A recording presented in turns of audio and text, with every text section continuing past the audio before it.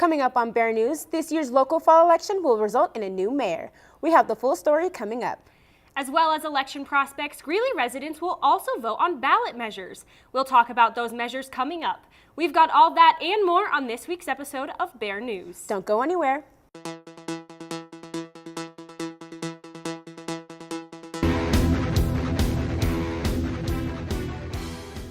One thing is certain in this fall's local elections, Greeley will have a new mayor.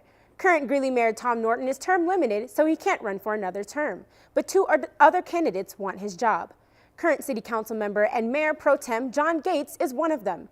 A council member since 2009, Gates is a retired police officer who currently directs security and safety for Greeley and Evans schools. His opponent is Patrick Wardell, a long-term resident who is a familiar political face.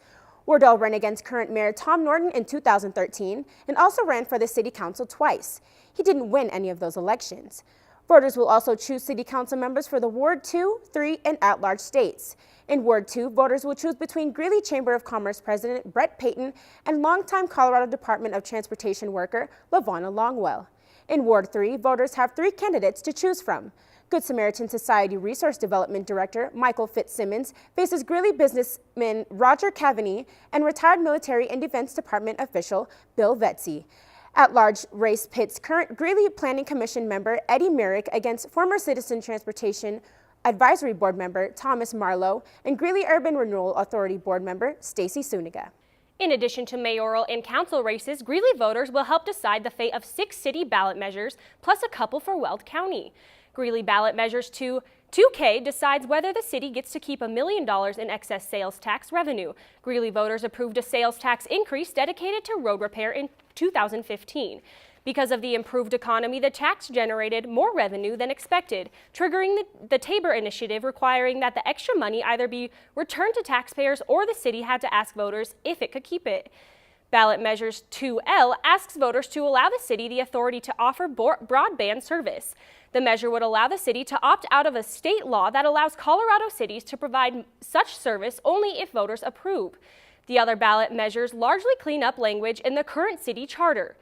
Measure 2M changes language in the city charter to clarify that the city operates under a council manager form of government.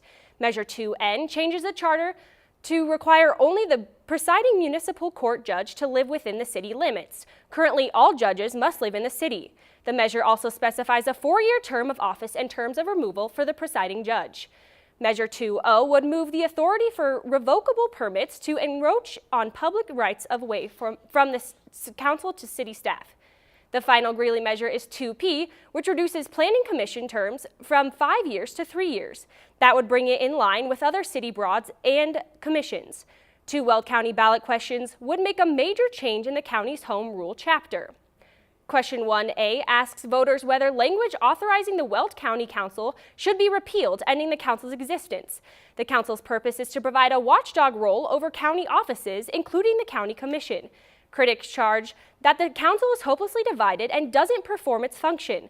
Council supporters say eliminating the county council would also eliminate local oversight of elected officials.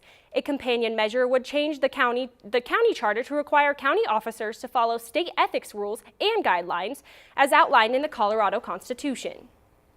It's been a windy week here in Greeley. What do the current weather conditions look like, Abigail? We had fog this morning, and boy, has it overstayed its welcome. Right now, 40 degrees with cloudy skies and with humidity at 76%. The record high for today is 76 degrees set in 1984. The record low is 5 degrees set in 1991. Looking ahead to our Friday morning forecast, it's going to be around freezing for those 8 a.m. classes, only warming up to 37 degrees by 10 a.m.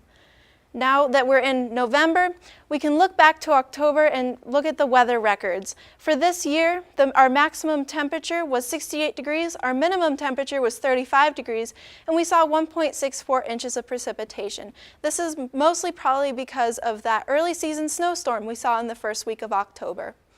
Now, what will November be like? I'll have that and more coming up. Thanks, Abigail. Greeley-Evans School District 6 is back with another mill-level override measure. Like the one defeated 2 years ago, the measure would increase taxes for 7 years before sunsetting in 2024. This measure would raise the mill levy on all property by up to 10 mills. District officials estimate the new tax would increase revenue by $14 million a year, though the measure is written in such a way that if the tax collects more than the amount estimated, the district can keep the money without going back to voters for specific approval. The board identifies 5 main areas needing an infusion of new cash. The first is to improve student safety, security, and transportation. The second, the money would go to develop more academic and vocational programming to better prepare students for work. The third area is to improve instructional materials and technology. Fourth, the money would go toward attracting and maintaining staff members. And the fifth area specifies that mill-level override money be allocated according to the student count this past July 1st. Just a regular Friday at UNC? Hardly. While students were warm in their classrooms, volunteers braced the cold, all for a good cause. Cans for Candelaria volunteers stood outside the Candelaria Hall parking lot from 8 a.m. to 3 p.m. collecting non-perishable food and monetary donations. They collected roughly 4,625 pounds worth of monetary and food donations by the end of the day. One of the biggest donations came from UNC's Bear Hug Club with more than 290 pounds of food. If you didn't have any cans, you could always donate money. $1 gives 5 meals to a hungry person. If you donated $2, they entered you in a giveaway for a downtown date night or a complete blood work test. Student Nutrition and Dietetics Association President Alex Silva emphasized the importance of the event. In Weld County, there's 1 in 4 kids that are hungry and 1 in 5 adults that are hungry. So we're trying to help the Weld Food Bank combat that hunger that we're facing. $1 that's donated equals 5 meals, and we're here just trying to collect as much food and money as we can to help support them in that fight. Next year, we can be sure UNC will raise even more money and food donations. Welcome to my block party. Glad you can make it. The only triple doubles you get come with fries. Last time you blocked someone, you were online. I can do this all day. Your moves are just gay. Using gay to mean dumb or stupid, not cool. Not cool. Not in my house, not anywhere. It's not creative, it's offensive to gay people. And you're better than that.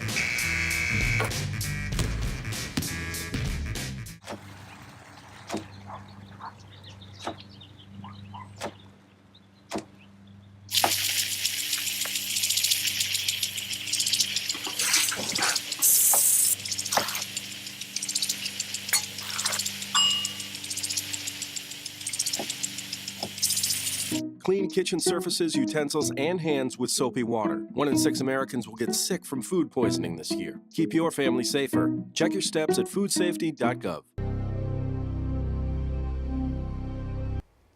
Welcome back. I'm meteorologist Abigail Stewart. Taking a look at our current surface analysis, Colorado is sandwiched between a low pressure system and a high pressure system that is all being bordered by this cold front that is keeping those clouds here in Greeley.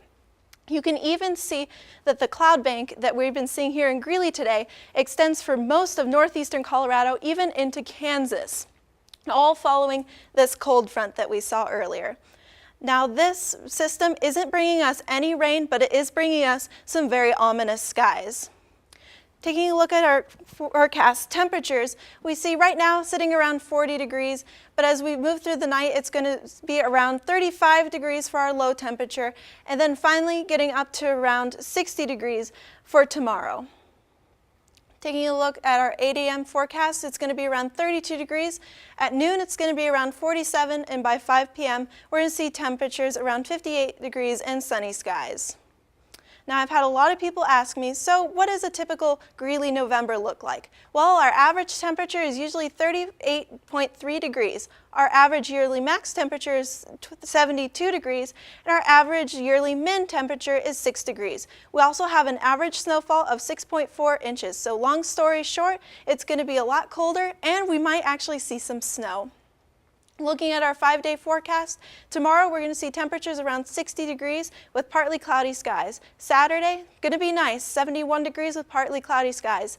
And Sunday, going to be kind of cold and with some rain in the forecast with only a high of 49 degrees. For Monday, partly cloudy skies, warms up a little bit to 53 degrees, and we actually have snow in our forecast for Monday with a high of 45 degrees. Back to you.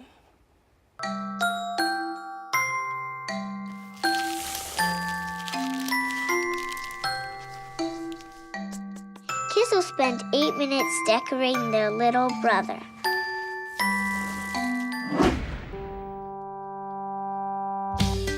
Brushing for 2 minutes now can save your child from severe tooth pain later. 2 minutes, twice a day. They have the time.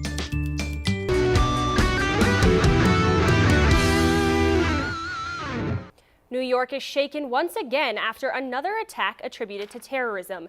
New York police say a driver drove a truck through a bike lane, killing 8 people and injuring several others Tuesday afternoon. Police identified the driver as Sepolo Saipov. They say he rented and drove a truck through a busy bike path with the intent to harm pedestrians. Saipov then crashed the truck into a school bus and proceeded to exit the vehicle carrying weapons. An officer shot him, after which police took him into custody. Police said Saipov committed the act in the name of the terrorist group ISIS. He planned and carried out the attack just blocks away from the Ground Zero Memorial. Hollywood is left spinning once again after more allegations of sexual assault surfaced against another prominent figure. Actor Anthony Rapp accuses actor Kevin Spacey of making sexual advances toward him when he was only 14. Spacey released a statement on Twitter expressing that he did not remember the incident and owed Rapp an apology for his behavior from 30 years ago. In his statement, Spacey didn't deny the charges, but said he didn't remember the incident, and, if it occurred, it was the result of his being drunk. Spacey also addressed his sexuality by stating that he now chooses to live as a gay man. He received harsh criticism for discussing his own sexuality in the midst of addressing sexual assault allegations. Spacey is a lead actor in the popular Netflix show House of Cards, and the company canceled the show after its upcoming 6th season, saying company officials were troubled by the allegations against Spacey. It's about to get a lot darker a lot earlier. Daylight saving time ends this Sunday, which means you get an extra hour of sleep. While the extra sleep is nice, have you ever wondered how daylight saving started? We can blame Benjamin Franklin for this one. In 1784, he came up with a proposal for citizens to rise at the crack of dawn in order to save candlelight. This is where the idea of gaining an hour comes from. In terms of moving the clocks forward and losing an hour, we can give credit to William Willett. He published a brochure called The Waste of Daylight in 1907. In the brochure, it stated that the United Kingdom should move its clocks forward between April and October so more people could enjoy the sunlight. The first country to adopt Willett's idea was Germany during World War I in order to conserve electricity. A few weeks later, the UK followed suit and introduced summertime. It wasn't until 1918 that the U.S. hopped on board and implemented daylight saving. The U.S. established the current daylight saving period with the Energy Policy Act, which went into effect in 2007. Most Americans, with the exceptions of Hawaii and parts of Arizona, turn clocks ahead, or spring forward, on the second day in March and turn clocks back, or fall back, on the first Sunday in November. Daylight saving happens at 2 a.m. in the spring and the fall. So, does daylight saving actually save energy? The whole reason for daylight saving was to save electricity during both world wars. But a study conducted by the U.S. Department of Energy found that daylight saving time only reduces annual energy use by about 0.03%. And one argument says daylight saving actually increases energy consumption. Some people find daylight saving completely unnecessary and are actually against the idea. But until the law changes, we will spring forward and fall back for the years to come. So now that you know everything you need to about daylight saving, don't forget to set your clocks back an hour this Sunday and enjoy an extra hour of sleep. What better way to celebrate Mexican culture and remember those who passed on than a Dia de los Muertos, or Day of the Dead celebration? Students in the Mexican American Studies program invited the campus community to join them for the Day of the Dead. In spite of the name, it's a celebration of life that focuses on the gathering of old friends and family, as well as remembering those who have died. The event means to highlight Mexican traditions and cultures and bring students together from all over UNC. The event featured a buffet and presentations by students in the Mexican American Studies program. Are you afraid of the dark? Do you love a good challenge? Well, that's what some UNC students faced when they took on the escape room. UNC brought a spooky Halloween event to campus, and students were in for a scary good time. The event placed teams in separate rooms where they had to work through a series of riddles and obstacles to escape. They only have 45 minutes to complete the task, and oh, did we mention that it's all done in the dark? Wow. The escape room tested participants on their communication and teamwork skills. Participants said it was scary, but fun. It was a little intimidating and a little spooky, but it was fun. And how everyone worked together and just kind of like immediately started looking for clues and how intriguing it was. We kept hearing like weird noises in the room, so that was a little freaky. It was a good time. It was a good dang time. Wow, I don't know whether my nerves could have taken that. If you missed out on this opportunity, you're not out of luck. You can sign up to do the escape room in Greeley, Loveland, and Fort Collins until January 2018. Want to take a trip back in time? If you attended the Grassland Inspiration Art exhibit in Mari Michener Gallery, you saw history in art. The exhibit is dedicated to Mari Michener and features an array of mixed media paintings and photography. The 9 artists' work was inspired by the historical Weld County area. It brought viewers back into the olden days of wagons, wide open prairies, and trains. All of the art is up for sale. The prices range from $75 up to $1,800. The next exhibit reception takes place November 17th from 4 to 6 p.m. As daylight saving time ends, Bear News reporter Sarah Methuselah asked students whether they're excited for the extra hour of sleep. I'm Sarah Methuselah, reporting from the Michener Library, asking students if they're excited for daylight savings. No, not really. I'm very excited. Get to stay lighter out longer, and yeah, it stays darker later in the morning, so it's gonna be a great time. Daylight savings. Is that the one where there's more light than? Okay, yeah. I don't really mind either way. Yeah, I guess I'm excited. I mean, it's just how the world works. There's nothing really... I very much am. I mean, it's an extra hour of sleep, of course I would be. Yeah, I'm excited to sleep in and get a vacation. Yeah, sure. Savings? Yes, because then I get an extra hour of sleep. Savings? Yes, I am, because then I don't have to wake up and it's super dark in the morning. Reporting from Michener Library, I'm Sarah Methuselah, Bear News. Whether you get an extra workout in or an extra hour of sleep, be sure to change your clocks. And that's our show for tonight. Thanks for joining us this evening. We'll be back next week. Until then, stay up to date on our Twitter and Instagram at Bear News. Be sure to follow us.